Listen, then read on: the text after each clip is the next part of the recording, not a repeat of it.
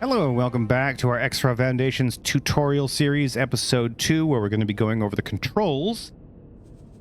So, here we go, coming down to the controls. And I want to mention up front that I normally play with a stick and throttle. I have not ever really played with the mouse and keyboard as my primary control methods. So, I am not super familiar with that element of it, but I do know how to set the controls, which is really what I'm going to be going over today in this episode, along with all this other jazzy stuff in here. We'll skip these three for the time being, and we'll just come down here, start with the input profiles. You can load and save some profiles. There are some defaults, and then there are ones that you can build. You can just save your own, so that you can tweak them and change them around and find your best setup.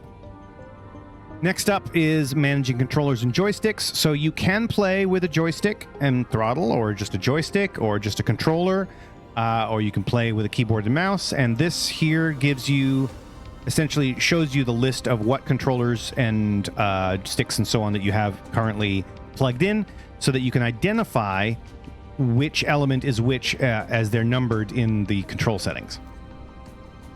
You can set inverting for steering, rolling, throttle, strafing, and then for walking elements, and then for in the menus.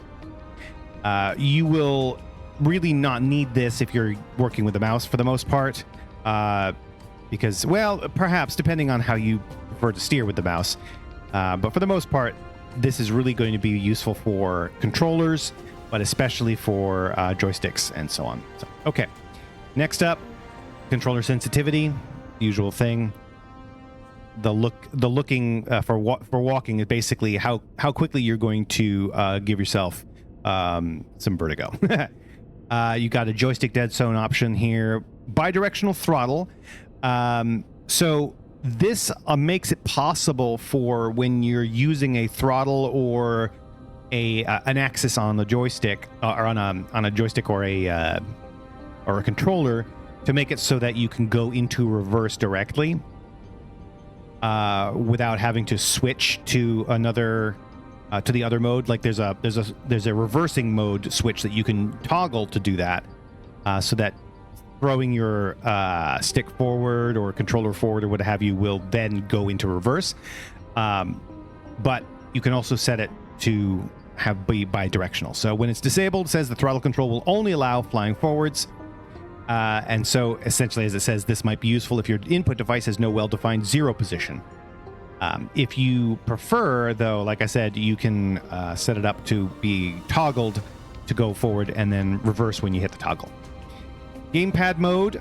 Essentially, this is the thing we talked about last time, where you get one of the things where you have the auto aim, and then this is allowing automatic target selection. So this is the second half of that, basically. So you can set your auto aim to be gamepads only, or I should say with controllers as well, which would include joystick and so on, or have it turned off or have it on all the time. And then this allows you to have automatic target selection. So as you sweep your targeting reticle across objects, it will automatically target the thing that's in front of you, and you can have it off for all controllers or joysticks, or only with controllers.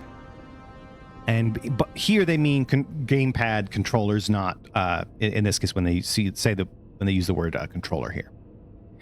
I leave it off because I find it very confusing, because I prefer to have targets that I've selected that stay, so that if I'm spinning around and moving, chasing and what have you, then it won't keep switching out to other targets.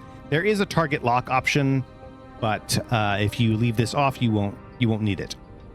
Adaptive steering makes it so that depending on what ship you're flying, which is dependent essentially on the type of thruster you've got, whether you will roll when you turn your left-right axis, or yaw, which is to say move, turn your head left and right, versus rolling.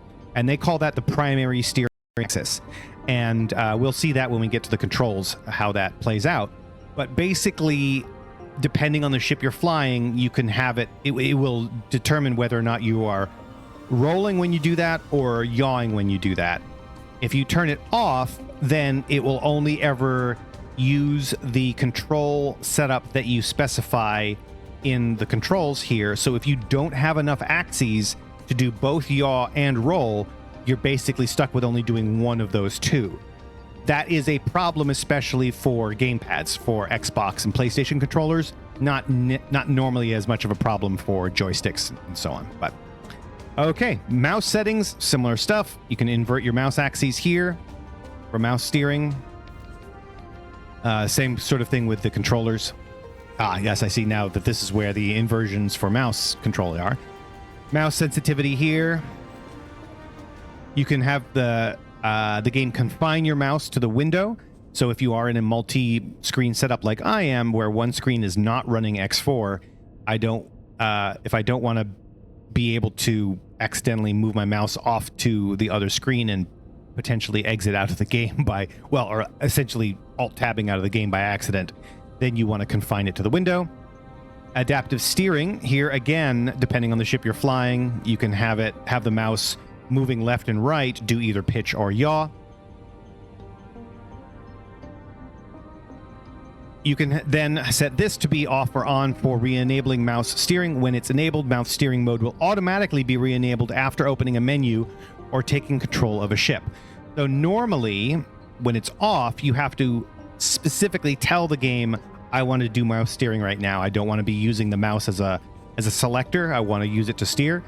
But if you have it turned on, anytime you get back into the cockpit from a menu or whatever, it automatically goes back into mouse steering, which may be jarring if you are playing a lot in the menus and so on, and then you suddenly get back out there and then you're just like, oh no, now my mouse is doing something else. So it's up to you.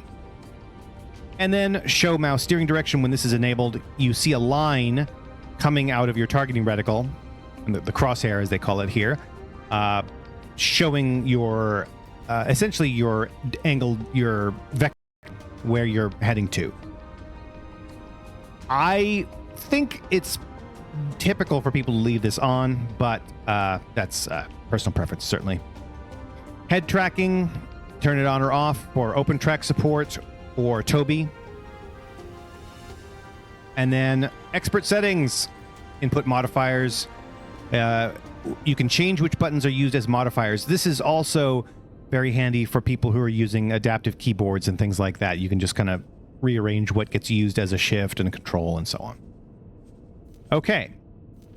So now, let's go ahead and take a look at the actual controls that are the options in the game. Oh my goodness. This is crazy, right? It's super complicated. Not really. So, right now we're looking at all of the options.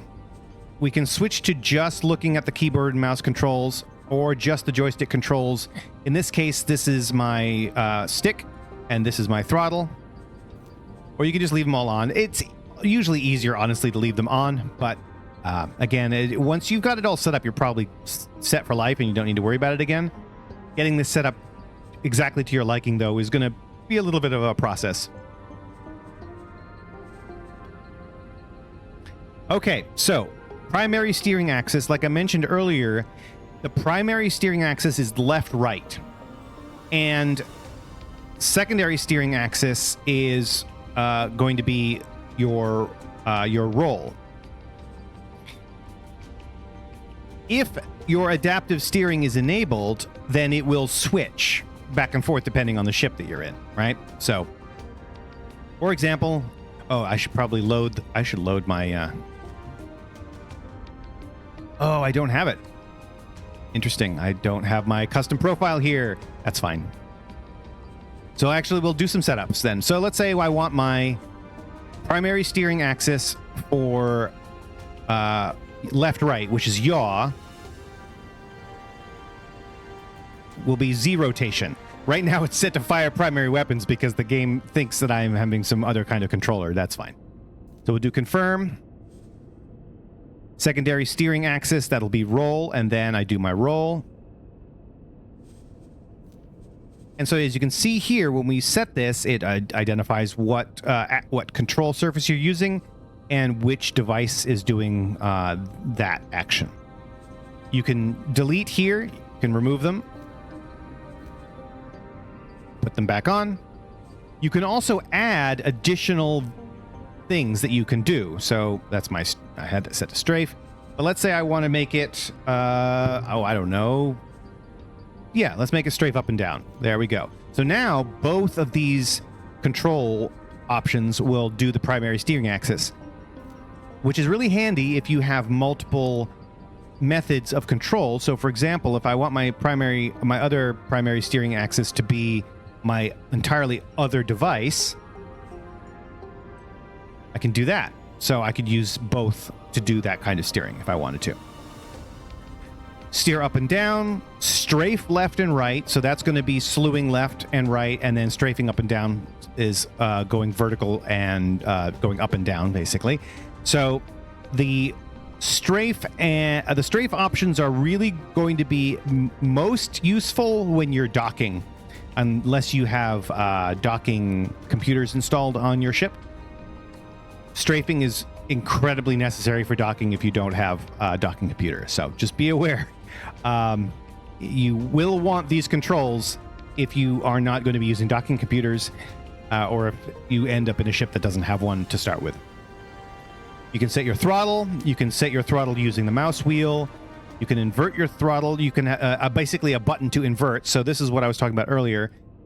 This will now, I have a button that I've just pressed here. So this will invert my throttle so that using my throttle to go forward will now actually reverse when I hit the inversion key here. Then your mouse steering for direct mouse steering here. And this says here, this mapping will only work in direct mouse steering mode, which you enter by hitting Shift N. Direct mouse steering is essentially not getting that little vector that shows where your mouse is directing your ship towards. It is direct movement of the ship without rubber banding, which we'll probably be looking at a little bit when we get into the game. So let me actually go back and reload. We're going to default to that there, just so I have something to work with. Okay, then you have digital controls, steering for using the keyboard, essentially. Same set of controls here. Acceleration and deceleration, which is the replacement for the throttle when you're using digital controls. And then you can also set to full forward and full reverse. You can use a button or a key to immediately go into max speed or max reverse speed. There's also an option for matching your target speed. You'll want to set that if you are going to be using that a fair amount. Very handy when you're doing an escort mission, let me tell you that. There's also the hard stop button, stop your engines, and then the boost. This is the one that you can toggle. You can have it set to be a toggle or to just boost when you're holding down a key or a button. Then your digital roll controls. Then your steer towards cursor controls. So it says here, in some situations, the effect of the assigned button depends on how long it is pressed. So left mouse button will be a short press to target an object, or if you hold down the left mouse button, it'll steer towards the cursor. So if you're not in direct mouse control mode, then, and you're just in selection mode and you're not even using the mouse steering option, if you click and hold, then it will move you in that direction, and you can have it. That's the Shift N. Sorry, nope. Here we go. Shift spacebar, steer toward cursor with the left mouse button to hold. Toggle mouse steering, Shift spacebar. This is the rubber banding mode, very handy. And then the toggle direct mouse steering, that Shift N that I mentioned earlier. Toggling flight assist. Basically, the game treats your ships like Star Wars ships normally. So you do have banking and turning will change your direction of travel. If you toggle flight assist to turn it off, then it will allow you to decouple the direction of travel from where your nose is pointing. Be advised, however, it is not as useful as it might sound, which is to say, the flight assist toggle turned off is not really super permanent because every time you dock, every time you land, it turns it back on. And every time you switch into travel drive, it turns it back on. So just be advised, if you prefer to use flight assist off, you will be toggling it off every time you switch into that and take out of your travel drive, which is sort of like your high-speed movement. You can also have a button that will suspend flight assist while it's held down. You can toggle steering axis, which I believe allows you to flip primary and secondary so that you can switch from yaw to roll, from yaw to roll and roll to yaw, if I'm remembering that right. I think this is a relatively new control, which I believe they added for the use of controllers. And then you can toggle the auto roll, which we talked about a little bit earlier, where basically it'll right your ship like it's a boat, and you can have that turn on or off. Then we have some weapon controls to fire your primary weapons.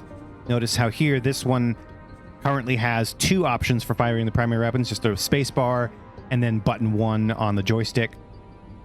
Fire the primary weapons at the cursor. So if you're doing mouse control, if you're using your mouse to primarily do most of your work in the cockpit, the middle mouse button will fire your weapons at the cursor. Fire secondary weapons, which is usually missiles, things like that, will be here. And then selecting your weapon groups, you can have, I believe it's up to 4 weapon groups, both for primary and for secondary. And this will toggle, or switch, not toggle, but switch between them. And then you can toggle your aim assist on or off. You can switch ammunition into your missile launchers with a key press or a button. And then you can deploy your countermeasures, your chaff. Then you can also explicitly select your weapon groups. So you do have 4 primary, 4 secondary. And then we get to the major modes. This is really important. You will be using these a lot. You can toggle your travel mode, which basically goes into a high-speed travel. So you have, most ships can go like 200 kph, but then you go into travel mode and it can go up to like 4,000 or 5,000. And that's basically how you get around the map at high speed. There's no jump technology in this game. You're not jumping from point to point. There are jump gates that move you from sector to sector that you fly through, but if you're moving across a system, then you will be going in travel mode. And this toggles it on or off.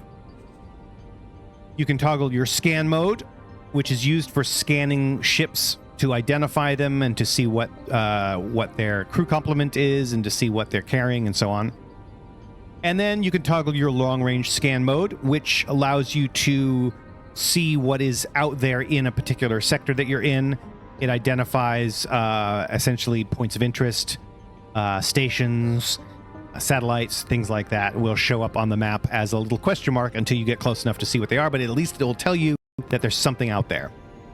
And then lastly, there's toggling CETA mode. CETA mode is essentially a fast forward mode, and it's used for by people who are later on in the game when they're doing a lot of logistics and handling a lot of stations, and they just need things to kind of move along a bit. They'll turn that on so that it'll accelerate time. You don't really want to be using this in the cockpit too much because you will die. Something will come and attack you and you'll be like, oh no, where did that come from? Well, CETA mode. Okay, and then there's options for opening a radial menu. This is a relatively new addition to the game. I think with 7.5, maybe 7.0, where especially useful if you're using like a gamepad, like a Xbox controller or what have you, where you hold down a button or you hit a button to open a radial menu that gives you the access to a bunch of other options. And you can see here now that I've gotten to this, I'll show you right over here. On the right side, you have this radial menu. Here we've been looking at inputs. Over here is the radial menu.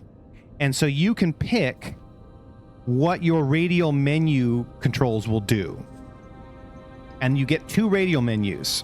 Radial menu 1, radial menu 2. And so that's designed really for PlayStation, Xbox, Nintendo Switch type controllers where you have two sticks.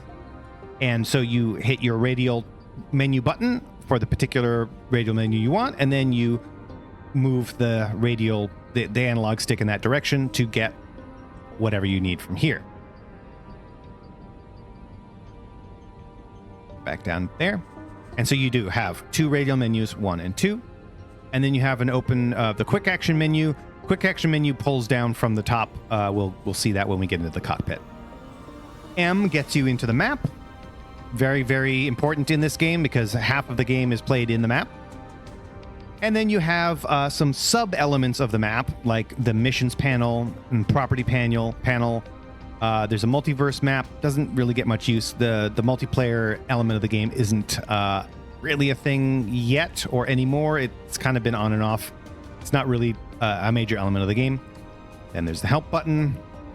Current ship info. Whatever ship that you've selected or that you've targeted, you can use this key press to get information about it.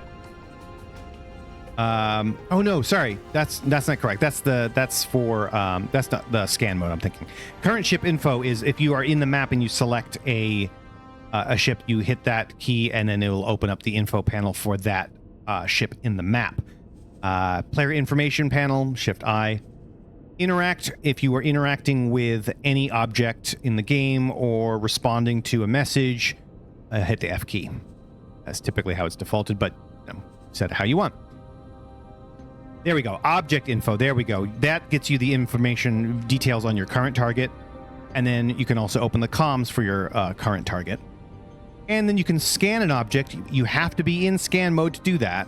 But then you can do a scan to identify what is going on that particular ship. Teleportation, once you have access to that, that's something you can research. You can teleport to an object that you selected on the map. Well, you selected on in the cockpit. There's another way to do it in the map. Target object on the map and interaction menu in the map. Again, if you are selecting an object on the map, you hit the T key in this case, and it will target that as long as you're in the same sector. Same thing with the interaction menu. You'll be able to interact with the ship, the object that you've selected. Then we have the options menu. For some reason, there's 4 different ways to get into it. That's okay. Save game, load game, exit game, quick save, quick load. And then we have your camera options, camera mouse look, standard view, external, target view, static view, live stream view, zooming, moving the camera around, all that jazz. And then mouse targeting objects, targeting management, targeting object with the left mouse button, interact with the right mouse button. You can have it require a double click, so on. Targets. You can target your closest hostile. You can target an object. You can interact with a targeted object. You can deselect a target. That one is mine. I made this happen because I kept complaining on the forum that we needed one for people using a joystick. I yelled for like 2 years about this, and they finally gave it to me just to shut me up. Next target, previous target. Next surface element, like turrets and shield generators and things like that on bigger ships. Previous surface element. Toggle target lock. This, I believe this is used when you have the auto target turned on. That will change your target based on what you're looking at. I believe toggling the target lock will force that essentially to not work so long as the target that you've locked is there and targeted. And then this is the slowdown speed toggle to get you to do that slow-mo that I mentioned on the other setting. And I think that was in the last episode. Yeah. And then finally some miscellaneous stuff. Basically the button to request a docking procedure, getting up out of your chair when you're in the cockpit, toggling your radar mode, which we'll see, toggling autopilot, turning it on and off, toggling guidance, which gives you essentially it guides you to the thing that you have selected in the map. You can turn it on or off. Pause key, turning on and off sound. Container magnet, which is used to draw loot boxes that have fallen out of a blown up ship. It brings them to you. So you, in Elite Dangerous, for example, you use limpets to go out and collect them. In X4, if you're close enough to it, turning on the container magnet will draw them in to your ship. Head tracking stuff, toggling turret arming, drone launching. You can tell your wings to attack target, resume assignment, And then some deploying buttons for satellites, nav beacons, resource probes, mines, laser towers, or to just do what you just did. Basically use this button if you want to deploy a whole bunch of mines in sequence or laser towers in sequence. You just can hit that button. Or obviously you could also just hit that same button, but whatever. Repeat last civilian deployment, repeat last military deployment, and toggle the cover ability, which happens on some ships that have the ability to hide themselves as other factions.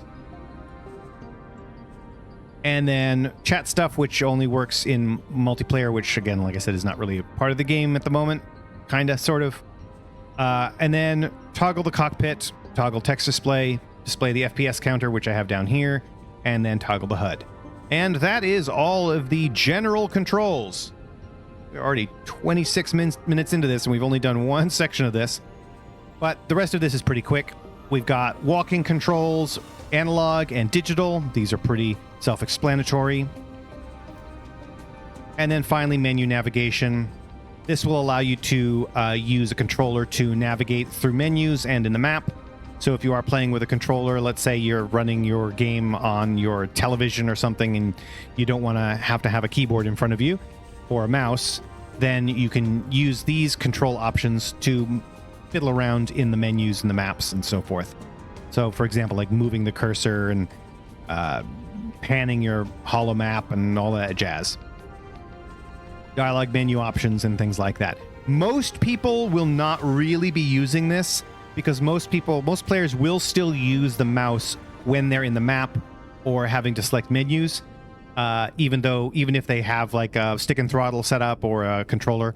But if you are exclusively using a controller of some form, this would be the way to avoid having to use a mouse for pretty much anything. One of these days I will get there, but I find it still a little bit too fiddly, so I haven't done it just yet. But anyway, that is everything for controls. And my goodness, these episodes are getting longer and longer. Was not planning them to be this long, but that is what we've got. So I hope this was helpful. I hope it wasn't too confusing. When we come back, I will be going over the various options for game starts. Thanks for watching. See you next time.